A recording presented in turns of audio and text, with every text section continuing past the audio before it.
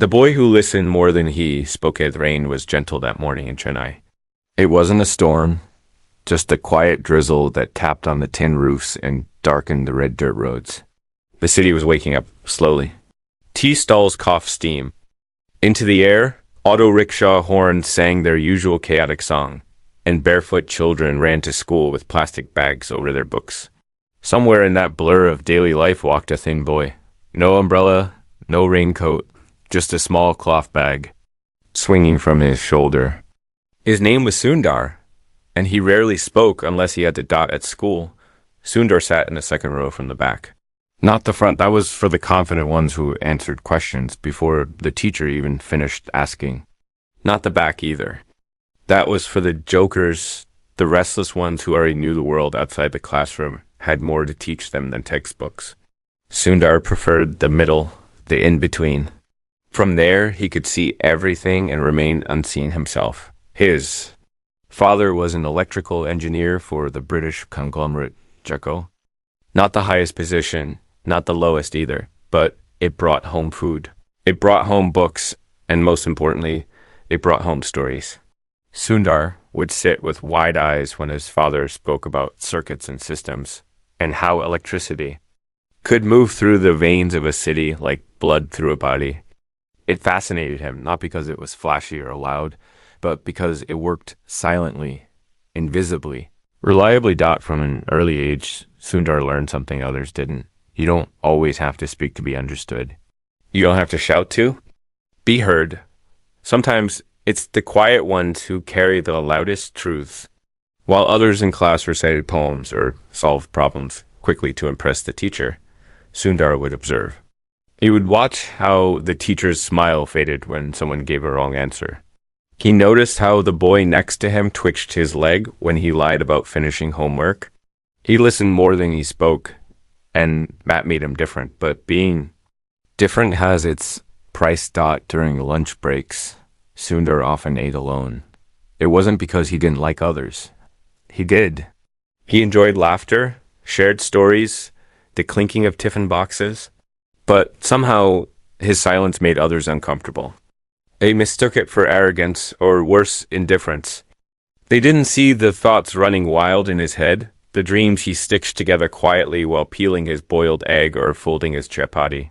One afternoon, a new teacher arrived, a guest instructor from Delhi, here for just a week, to evaluate the school. He was tall, spoke with authority, and seemed to enjoy the sound of his own voice. On his second day, he asked a question about a chemical reaction. No hands went up. The class was silent except for Sundar's eyes. The teacher noticed. You, he pointed, the quiet one. Stand up. Tell me the answer. Sundar stood slowly. He didn't fumble. He didn't rush. He answered with a calm, almost eerie clarity, explaining the reaction in steps, even adding why the process worked the way it did. The room was silent for a different reason, though. The teacher nodded, impressed but unsmiling. Why don't you speak more often? He asked. Sundar replied softly, because I like to understand. Before I speak, that sentence hung in the air like incense. It didn't burn, it lingered. After school, a boy named Arun came up to Sundar and offered to share his cricket cards. It was the first time someone had done that. They sat together that afternoon talking about Sachin Tendulkar, their favorite players, and how Sundar always preferred bowlers, because they were quiet, precise, and yet they could change the entire game with a single ball. Life moved forward, as it always does. Sundar topped his exams, not with loud celebration, but with a quiet nod. He got into Aikaragar, where the world was bigger, louder, more competitive. The silence of his school days was replaced with crowded corridors, buzzing labs, and late-night debates in the hostel rooms. But Sundar remained Sundar. Calm, steady, focused. In the first month at IT, he saw a senior humiliate a first-year student for asking a simple question. It wasn't a prank, it was cruelty. Others laughed. Sundar didn't. He waited until the crowd dispersed, then sat next to the boy and said, "You were right to ask. Questions are how we grow." He then explained the answer in full, without looking down, without showing off. The boy never forgot that moment. Years later, He would tell that story to a room full of engineers, calling it the kindest lecture I ever received. But back then in the dorm room, Sundar sat quietly after the boy left, staring at his books, wondering why kindness often felt like rebellion. When graduation came, Sundar had offers, big ones, American companies, prestigious research roles. His family, proud but practical, urged him to choose carefully. And he did. He chose Stanford, not because it was in Silicon Valley, not because it was famous, but because something in him felt ready for the unknown. Not the loud, flashy unknown, but the quiet kind. The one that changes you not through noise, but through depth. America was a new kind of silence. People smiled more, but talked less about feelings. They moved fast, expected brilliance, and rewarded confidence, often the loud kind. Sundar felt lost at times. He missed the smell of cardamom tea, the echo of temple bells, the way his mother touched his forehead when he had a fever. But he didn't let that stop him. One evening, after a long day of classes and coding, he went to a small bookstore near the campus. He found a worn copy of Zen and the Art of Motorcycle Maintenance. He bought it, sat under a tree, and read until his fingers were cold and the pages smelled like old wood. He realized something then. Peace doesn't come from escaping chaos. It comes from understanding your place within it. Over the next year, Sundar built something small, a data model for better search results. It wasn't revolutionary, but it worked better than anything the lab had seen.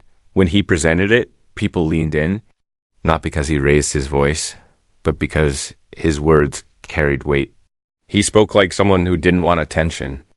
Only understanding. He got noticed. Quietly. His professor recommended him for an internship. That internship led to a job offer.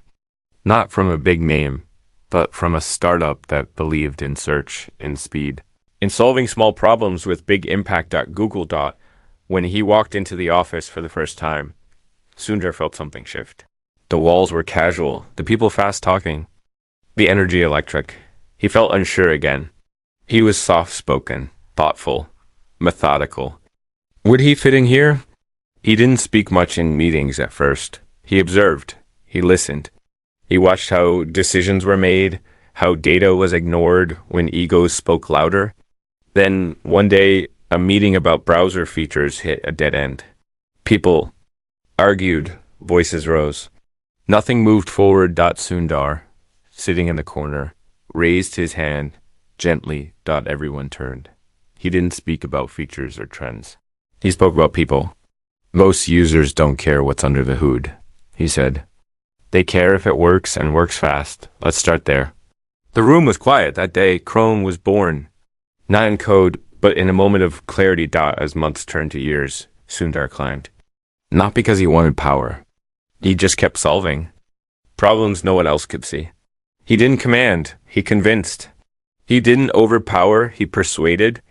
People followed him not because they had to, but because they trusted him. And yet, something was missing. In 2015, he was invited to India for a tech summit in Delhi. The hall was grand, the banners tall, the crowd buzzing with influencers, ministers, executives. And there, standing at the front, was Modi ji himself. The Prime Minister looked past Sundar when he arrived. He greeted others first. Louder names, flashier reputations. Sundar didn't mind. He stood quietly, hands folded, waiting. His turn. And then something happened. Modi ji was handed a small paper with Sundar's name on it. He paused, turned, looked at the quiet man standing near the edge. You're Sundar Pichai? He asked. Sundar nodded with a smile. Yes, sir. Modi ji raised an eyebrow. You're quieter than I imagined. Sundar replied gently. Sometimes. Silence travels farther than sound. The room fell still, and in that moment, something changed. But what happened next? Behind closed doors, beyond cameras, would change Sundar's life forever. Asterisk the room with no microphonist. The door clicked, shut with a soft finality. For a moment, there was only silence. Sundar stood still, his hands by his sides, his breathing even. He wasn't nervous, but he wasn't at ease either. The room was quiet in a different way than he was used to, not the quiet of thoughtfulness, but the quiet of power. Prime Minister Modi walked to the far end of the room, adjusted the sleeve of his kurta, and looked out the window. The sun was setting over Delhi, casting long shadows over the garden outside. The guards had stepped out. The assistants had been told to wait. This conversation, Modi had said, was not for the microphones. After a long pause, the Prime Minister spoke without turning around. "You remind me of someone," he said, voice calm but weighted. He spoke little, listened well. And when he spoke, people remembered. Sundar didn't reply, not out of fear, but out of respect for pauses. He had learned long ago that sometimes the most powerful thing you can give a person is space to finish. Their thought. Modi turned slowly and faced him. "I see the world chasing noise, Sundar. But you chase clarity? Why?" Sundar stepped forward slightly, still standing tall, still gentle. "I have seen noise make things worse, sir. It can confuse, it can divide, but clarity brings people together." Modi nodded, almost to himself. "Do you know why I wanted to speak with you alone?" Sundar shook his head softly. "No, sir." Modi walked to the center table, poured himself a glass of water, then motioned for Sundar to sit.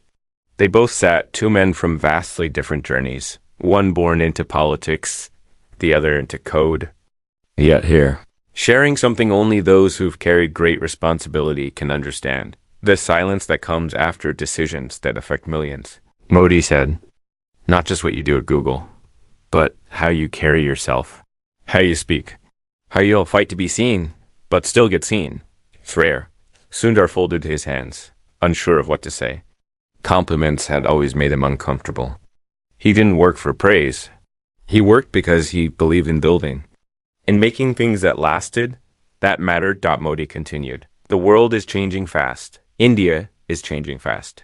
We need more builders, but we also need more listeners." He paused. "I want you to help me, Sundar.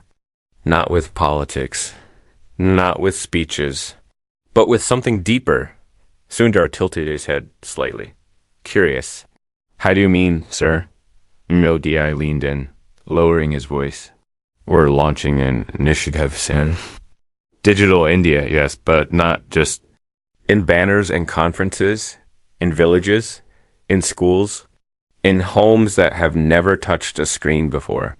We need guidance, real guidance, from someone who understands both technology and humility." Sundar's heart beat a little faster.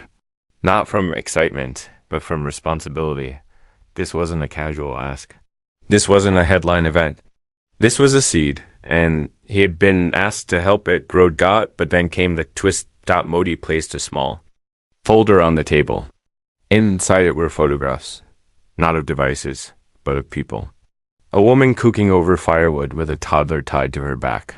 A boy studying under a streetlight. An old man staring curiously at a mobile phone he didn't know.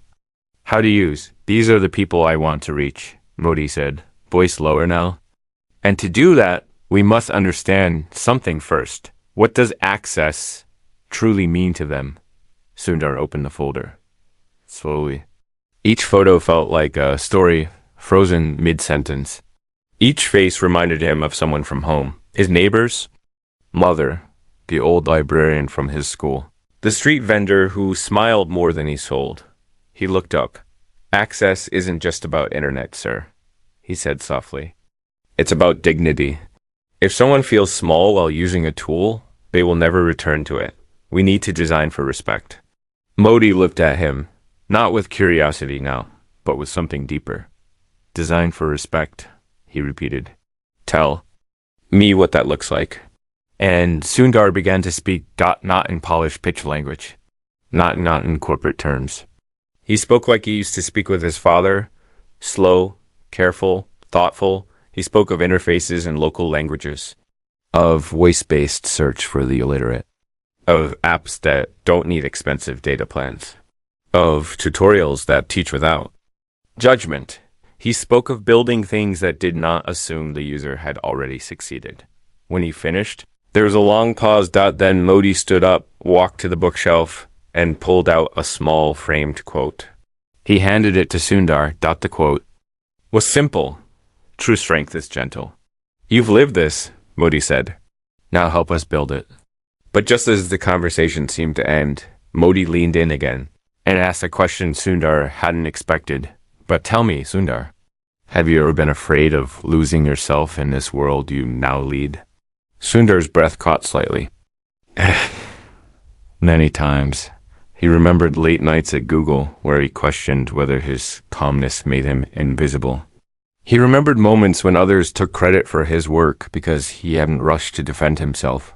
He remembered the pressure to be louder, flashier, more assertive, to survive in a system that rewarded sharp elbows. And there was one night, in the early days of Chrome, when a senior executive had told him bluntly, "You're too soft for leadership."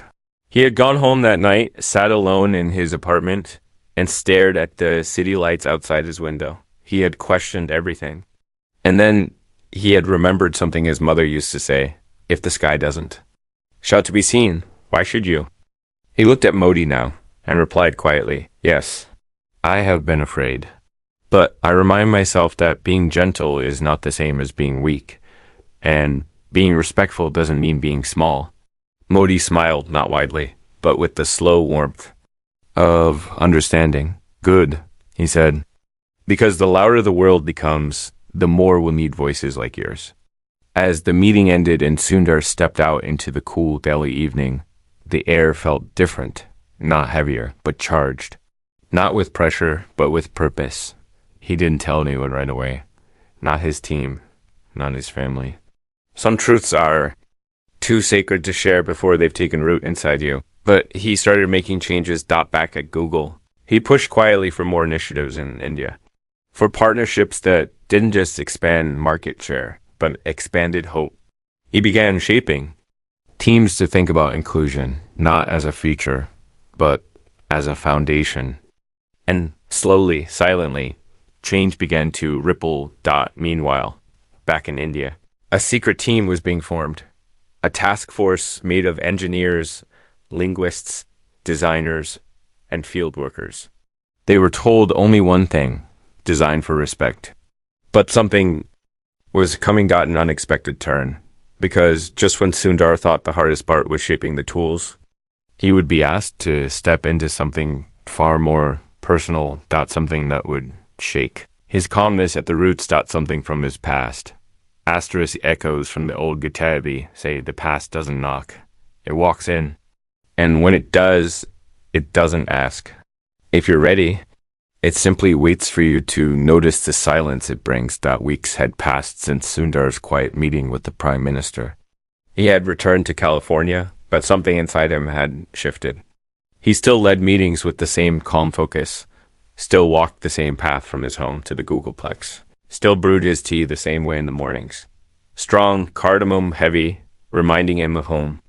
But under all that routine, a current had begun to stir. He found himself pausing at moments he used to rush past, staring a bit longer at the faces in the cafeteria, reading messages from India more slowly, rereading phrases that once felt distant, but now tugged at something soft inside him.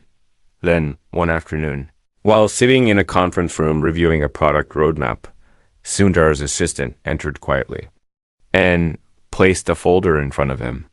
Not digital, paper. Unusual for his team.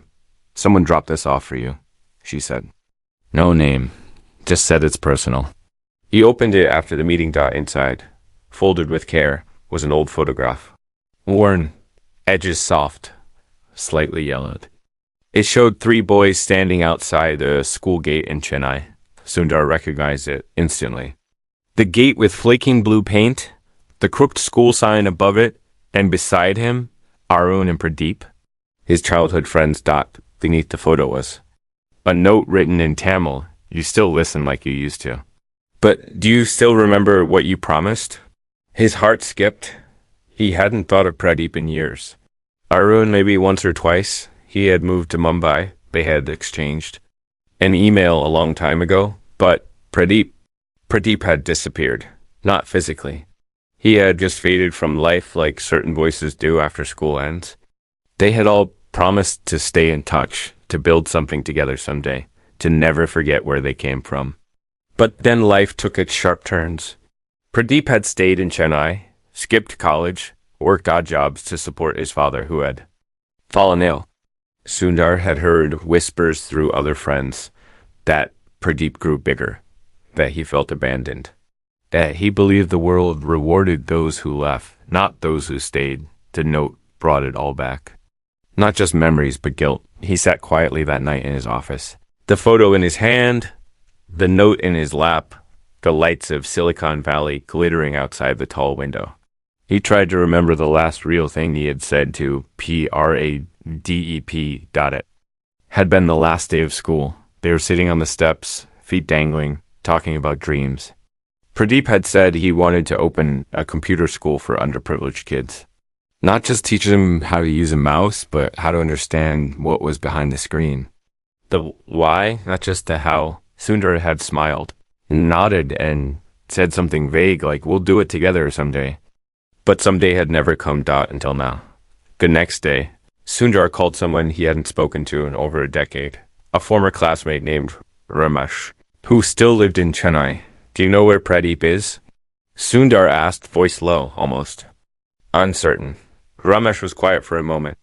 "He runs a small repair shop now. Laptops, phones, even old radios. He's still in the same neighborhood. But he's not the same."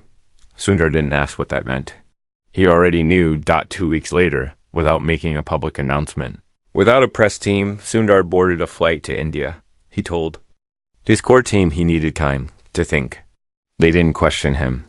He had earned their trust and their silence. He landed in Chennai at dawn. The air was thick with humidity and the scent of wet earth. He didn't take a company car. He hired a simple auto rickshaw and gave the address softly, almost reverently, as they drove past old temples, market stalls, and narrow lanes where life spilled freely from open windows. Sundar felt a tightness in his chest. Not fear, not nostalgia. Something more tangled, a mixture of shame and longing.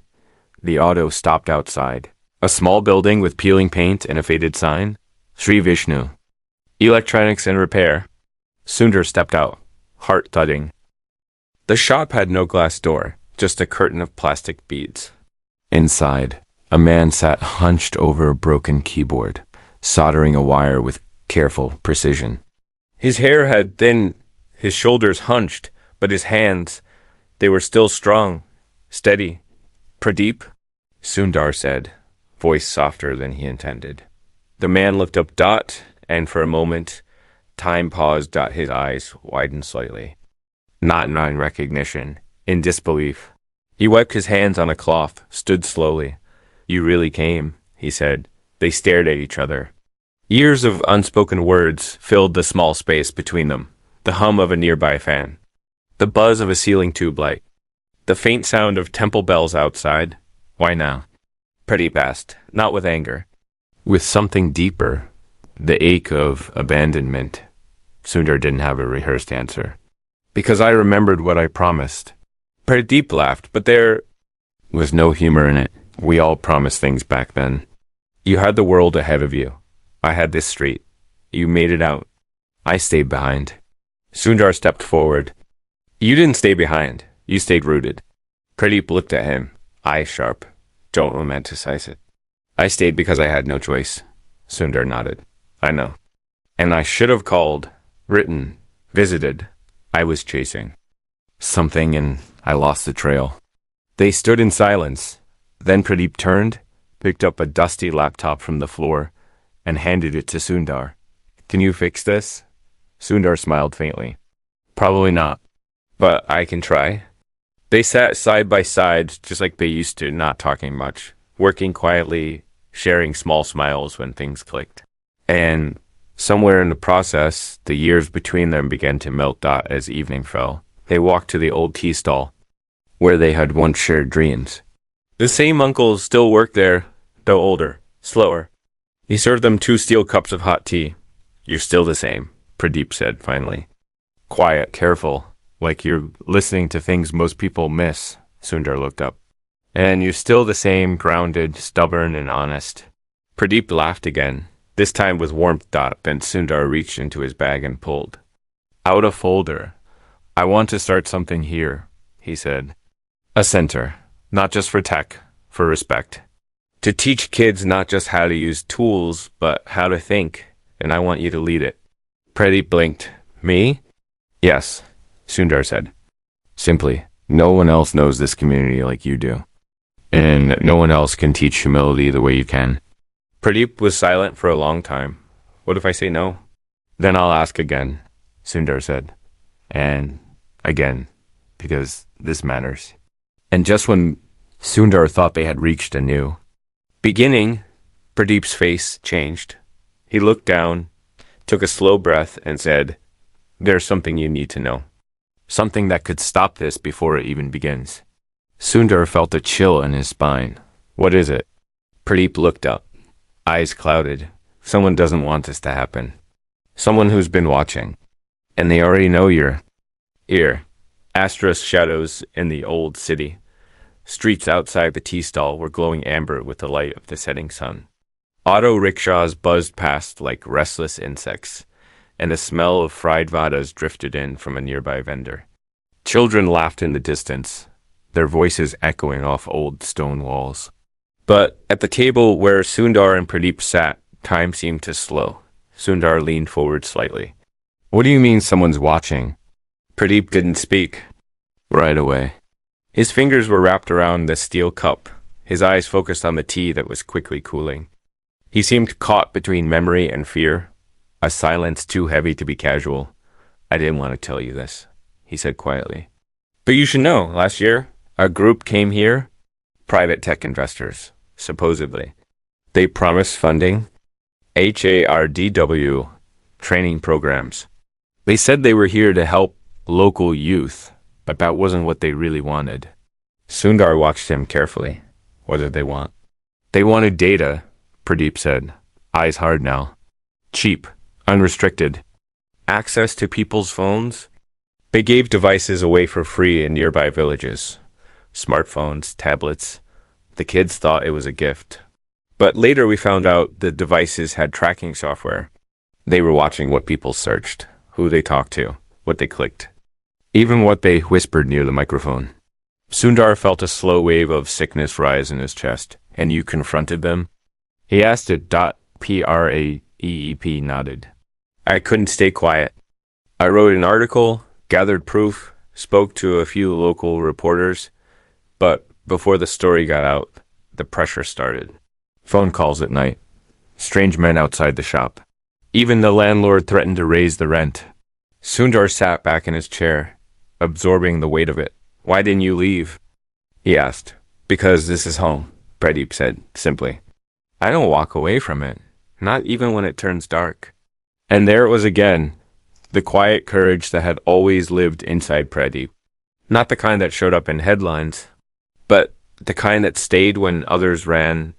Sundar felt his respect deepen. But then Pradeep continued, voice lower now. They've been quiet recently, but the moment someone like you comes back, someone with real power and real reach, they'll notice. They already have. I saw a car today outside the shop. Tinted windows. Didn't move for over an hour. Sundar looked around instinctively. He had lived in a world of polished boardrooms, global strategy, and smart surveillance, but this felt different. This wasn't digital pressure. This was human. Personal. Messy. Who are they? Sundar asked. Do you know who they work for? Pradeep hesitated. Not exactly. But they're connected to a local politician, Minister Thiramal. He runs a technology development initiative in the region, but everyone knows it's a front. He's the one who gave the data contracts to that company. And he doesn't like interference. Sundar's mind raced. This wasn't just a matter of launching a community program now. It was about trust, corruption, and resistance. His return home had stirred waters deeper than he expected. We have two options, Sundar said slowly. Walk away. Or stand taller. Pradeep looked at him sharply. Walking away isn't an option, but standing taller, that comes with risk. If we go public, they'll come for us. Not with guns, but with questions. Taxes, inspections, character attacks. They'll try to make you look like an outsider who came back just to embarrass the system. Sundar sat quietly, thinking that. Then he pulled out his phone, scrolled for a moment, and placed a call. He spoke briefly, calmly, and ended it with a soft thank you. Who was that? Pradeep asked. Someone from Modi Ji's office, Sundar said. Someone who listens? We're not alone. The next morning they met again, this time in the back room of Pradeep's shop.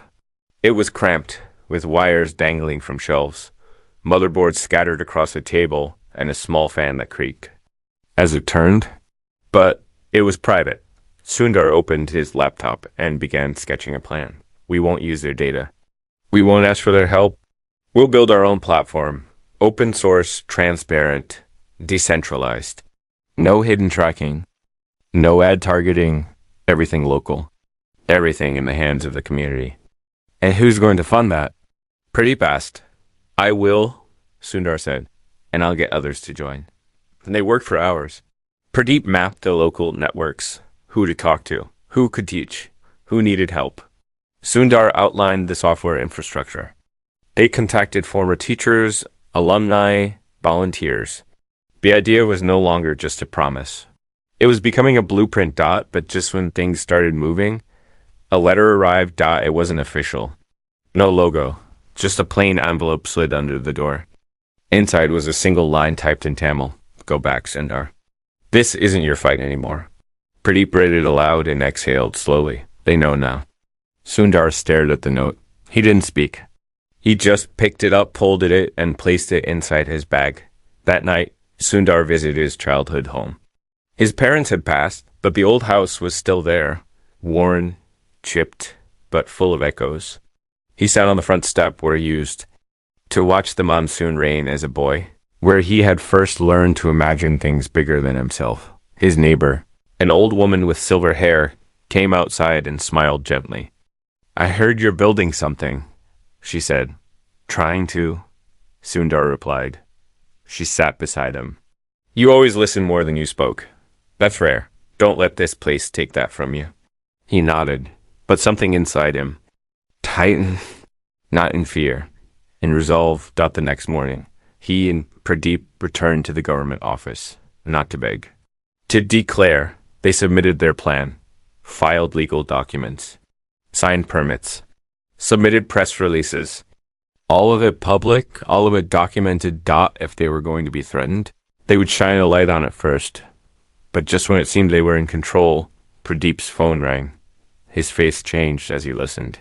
He ended the call pale. What is it? Sundar asked. They've frozen the bank account, Pradeep said. The one we just opened for the learning center. And the shop. They've ordered it shut for violating city codes. Sundar didn't flinch. He picked up his phone and made one more call. This time. Not to a friend. To Modi Ji. The line rang once. Twice. Then it connected. Sir? Sundar said, voice steady. They've begun. Asterisk. The storm that wore us. The phone call to Modi Ji was short. Sundar spoke with clarity. No complaints. No blame. Just facts. A frozen account. A shuttered shop. Threats wrapped in silence. He didn't ask for favors. He only said this, Sir, if we are building a future worth believing in, it cannot begin with fear.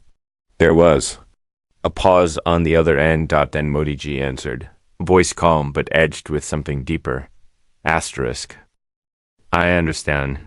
I'll look into it personally. But, Sundar, be careful. Not all storms shout before they arrive. Somewhere smiles. The line went dead. Sundar stood alone on the rooftop of the old house. The city buzzed below. Scooters, temple bells, laughter, life. Everything looked normal, but something invisible had shifted. He could feel it, like the weight in the air before a monsoon, when the skies hold their breath. When he returned to the shop, Pradeep was standing outside with a notice nailed to the wall. Bold letters, cold language, violation of safety regulations. The shop was sealed.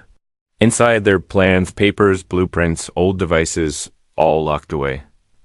A small crowd had gathered. Whispers, Curious stares. Someone took a photo. Someone else muttered, "He poked the wrong beehive." Pradeep looked tired, but not broken. "We can't fight them like this," he said. "They'll keep coming. Tomorrow it'll be another reason. The next day, another closure." Sundar nodded. "Then we don't fight them the way they expect. We fight with light." Later that day, Sundar met with an old friend in Chennai, an investigative journalist named Devika. She had once written expose on land grabs near the coast and nearly lost her job for it. But she was still standing, still writing, still fierce. "I need your help," Sundar said, sliding the folder across the table. It had everything: the forced shutdowns, the anonymous threats, the financial blocks. Devik flipped through it slowly, her brow tightening. "This is big," she said, "and dangerous. I know." "You're not afraid?" Sundar thought for a moment. "I'm not afraid of losing. I'm afraid of leaving without trying," Devika smiled. "Then let's make some noise." Within 2 days, the story broke. Not on television, not in newspapers controlled by silent owners, but online, where voices echoed in places power couldn't easily reach. Tech icon returns to roots. Faces, silent resistance, and digital India push learning center shut down after. Mysterious financial freeze, why one man's quiet fight could define India's tech future ed. Hashtags trended. Former students of Sundar from all over the world posted support. Activists, tech leaders, even local teachers. People remembered. People noticed. But with attention came escalation. That evening, Pradeep's bicycle was found and broken in an alleyway. A rock had been thrown through the window of Sundar's childhood home. There was no blood, no injuries, just messages, warnings. Sundar sat in the dark of the front room, holding the rock in his hands. It wasn't heavy, not physically, but it carried the weight of a question that had followed him all his life. What does it mean to stand for something? And when does standing still become a form of falling? He remembered a lesson his father once taught him years ago when the power had gone out during a storm. They sat by candlelight, surrounded by shadows. His father had said, "Don't fear the dark, Sundar.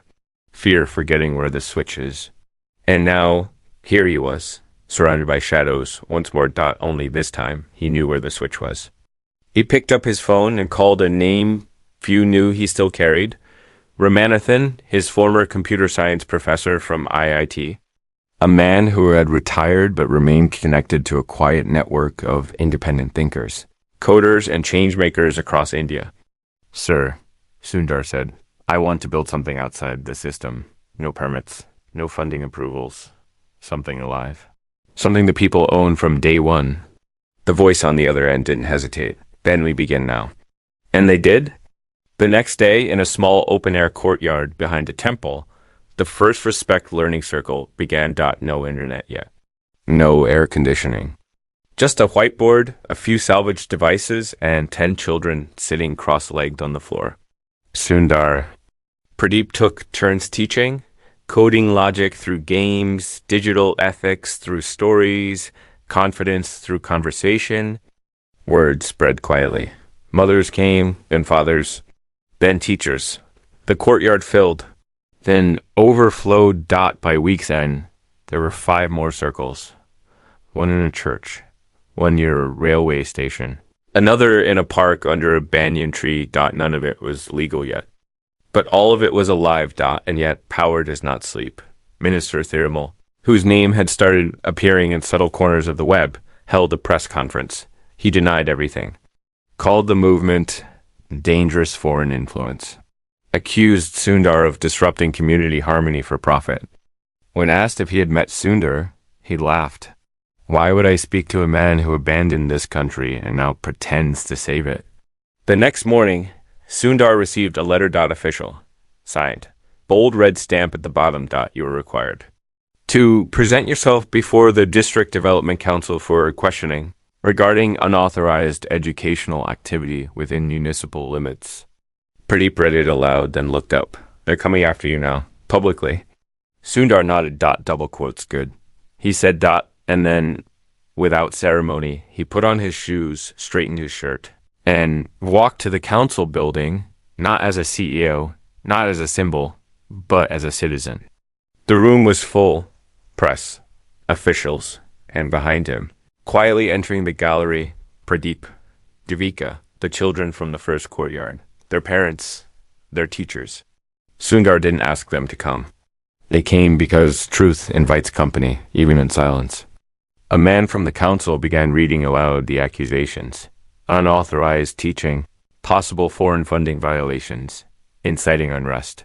Sundar stood, listening. Then he stepped forward. And in the same calm, clear voice he had used in classrooms and boardrooms, he spoke. When I was 10 years old, he began, I had to walk 2 kilometers just to use a landline. We didn't have a phone at home. But I was curious. I asked how it worked. And when someone answered kindly, it changed my life. He paused. Curiosity and kindness should never require permission. The room was still. I'm not here to incite. I'm here to invite. To build. And if that's considered illegal, then maybe the system needs to be questioned, not me. He stepped back. And in the silence that followed, something happened. A woman stood, then a man, then a boy, one of the students, holding a piece of cardboard that simply read, respect is not a crime. The next day, Modi ji released a statement. Short, direct. India's future will be built by those who empower, not those who intimidate. We must support community innovation with courage and transparency. Let the work continue. Within 48 hours, the account was unfrozen. The shop reopened. The permits approved. The movement, now legal, was named Project Vinamrita, the Humility Project. But just as the storm seemed to clear, another letter arrived. This one handwritten, no threats, just a question. You've started something bigger than you. Are you ready for what it will ask of you next? And underneath it, a signature Sundar hadn't seen in 20 years. His elder brother, the echo that never left handwriting on the envelope was unmistakable. Even after all these years, Sundar recognized the loops in the A, the precise slant of each letter. The way his name was written, not just as an identifier, but as someone remembered. To Sundar, from your Anna. Anna. His elder brother. The word alone held a lifetime.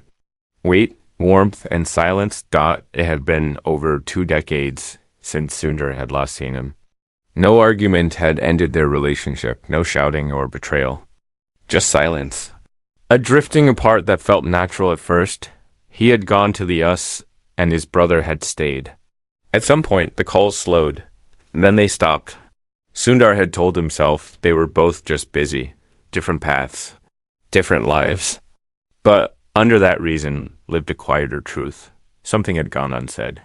And it had never been fixed. The letter inside was short, handwritten, full of restraint, yet open in its pain. I saw you on TV yesterday. Standing up, speaking from the same mouth that once asked me questions about how light bulbs work. You've grown in so many ways, but some part of you, that part hasn't changed. You still believe in building, and I think I was wrong to think you had forgotten everything when you left. Maybe I was the one who forgot how much of you stayed behind. I need to see you. There's something you deserve to know. It's about Appa. That last sentence felt like a wire pulled tight inside Sundar's chest. Their father. A quiet man. Thoughtful. Endlessly patient. He had passed years ago. But something about him had always lingered between the 2 brothers. A weight. An unfinished chapter. The next day, Sundar asked Pradeep to hold the learning circle without him. I need to visit someone, he said. He didn't say who. He took a bus. Not a car. Not a driver. Just himself. The way he used to. It was a long ride, winding through dusty streets and past coconut groves. He carried nothing but a notebook and a letter. His brother lived in a small house on the edge of the city, where the buildings began to thin and the horizon opened into fields. The gate creaked when Sundar pushed it open. The front door was already ajar. Inside. Everything was simple, clean. Live dash in . And there, standing by a small wooden table, was Anna. His hair had grayed. His posture was slightly bent, but his eyes, those were the same. Sharp, kind, and now quietly wet with emotion. Neither of them spoke for several seconds. Then Anna said, "You made it." Sundar smiled gently. "You invited me." They sat on the floor, cross-legged like they used to. Two grown men, once boys who had shared stories by torchlight during power cuts. "I watched you from afar," Anna said. "I was proud. But I was also angry. Not at you, at myself. I let distance feel like rejection. Asterisk Sundar looked down. I never meant to let go.